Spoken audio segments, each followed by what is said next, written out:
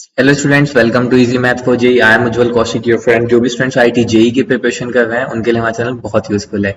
आज the question if alpha beta gamma delta are the roots of this equation, then what is alpha raise to this beta gamma delta is equal to. ठीक है, देखो हमें क्या given है। हमें given है x raise to power 4 plus x raise to cube x square plus x plus one equal to zero.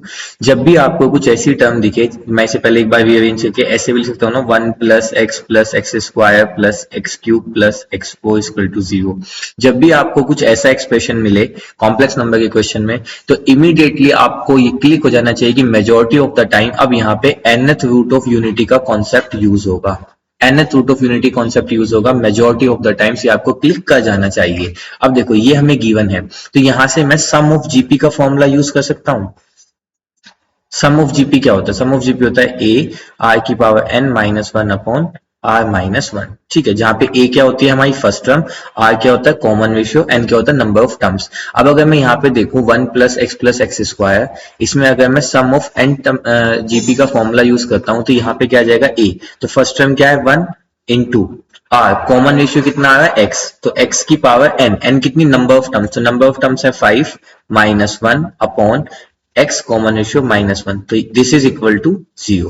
तो यहां से मेरे पास कितना आ गया X raise to power five minus one equal to zero, it means X raise to five equal to one.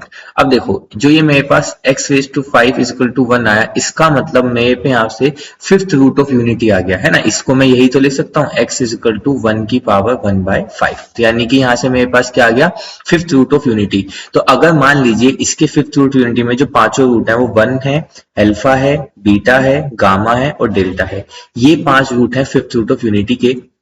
तो हम कुछ प्रॉपर्टीज यूज कर सकते हैं। कैसी?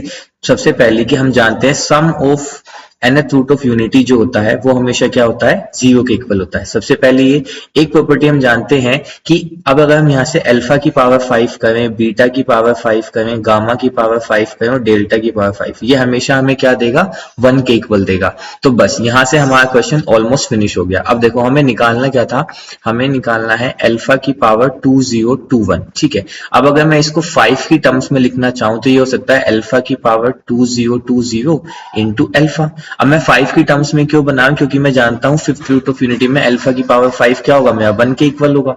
तो यानी कि यहां से मैं कह सकता हूं अल्फा की पावर फाइव की पावर 404 इंटू अल्फा, तो अल्फा की पावर 5 यानी कि 1, तो 1 इंटू अल्फा यानी कि अल्फा, यानी कि अल्फा की पावर 2021 किसके इक्वल है? अल्फा के इक्वल है। ऐसे ही अगर मैं बीटा की पावर 2021 निकालूंगा वो किसके इक्वल आ जाएगा? बीटा के। ऐसे ही जो गामा निकालूंगा वो भी किसके इक्वल आ जाएगा? गामा के।